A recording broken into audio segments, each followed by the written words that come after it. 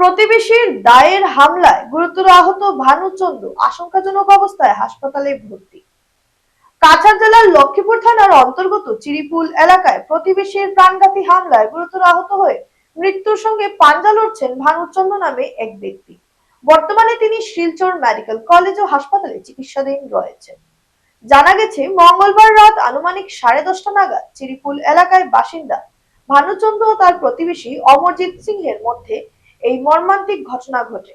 আহত ভানুচন্দ্রের পুত্র শুভম চন্দ্রের অভিযোগ অনুযায়ী ওই রাতে হঠাৎ করে প্রতিবেশী অমরজিৎ সিংহ ও তার স্ত্রী দা হাতে নিয়ে দরজা ভেঙে তাদের বাড়ির ভেতরে প্রবেশ করে। অভিযোগে বলা হয়েছে, বাড়িতে ঢুকেই অমরজিৎ সিংহ ভানুচন্দ্রের উপর দা দিয়ে হামলা চালায়। এতে ভানুচন্দ্রের গলায় গুরুতর আঘাত লাগে এবং তিনি মাটিতে লুটিয়ে পড়েন।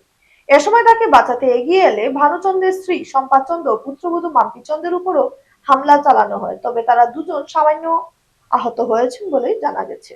ঘটনার খবর পেয়ে লক্ষ্মীপুর পুলিশ দ্রুত ঘটনাস্থলে পৌঁছালে অভিযুক্ত অমরজিৎ সিংহ পালাতে ব্যর্থ হয়।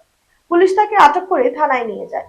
পরদিন ভানুচন্দ্রের পুত্র শুভম চন্দ্র ঘটনার বিস্তারিত বিবরণ দিয়ে লক্ষ্মীপুর থানায় অভিযুক্তদের বিরুদ্ধে একটি মামলা দায়ের করেন। বর্তমানে অভিযুক্ত অমরজিৎ সিংহ লক্ষ্মীপুর পুলিশের হেফাজতে রয়েছে।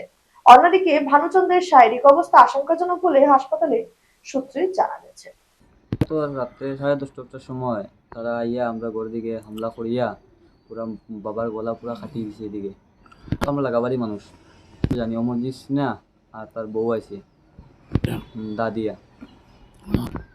কালকে রাত্রে হঠাৎ করে তারা ঘরে আসে, সব ঘর ভাঙিয়ে বাবারে পাইছে রুমে। প্রথম দাদিতে মারছে তারারে, এরপরে আমার মা বৌদি আমরা সব উঠছি। ওঠার পরে আমরা আক্রমণ করছে, দাদি হুমকি দিছে বেজান, তার বৌদি কেউ আইছে। আর অমরজিৎ সিনহা যে আছে এটা দাদি মারছে, জায়গা 40-50টা সেলাই লাগছে, এদিকে গুরুত্ব আছে, জখম আছে।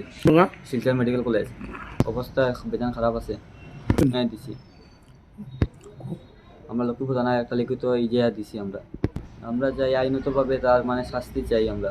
তাই যখন উচিত শাস্তি দেয় প্রশাসনে, নাইলে তো আবার এরকম আক্রমণ করবো তারা। সময় রাত্রে আইয়া তারা মানে গাইলাগাইলি করে নাম ধরিয়া। আমরা তো মনে হয় মণিপুরি মানুষ সব বা গালি আমরা এক পরিবার তো।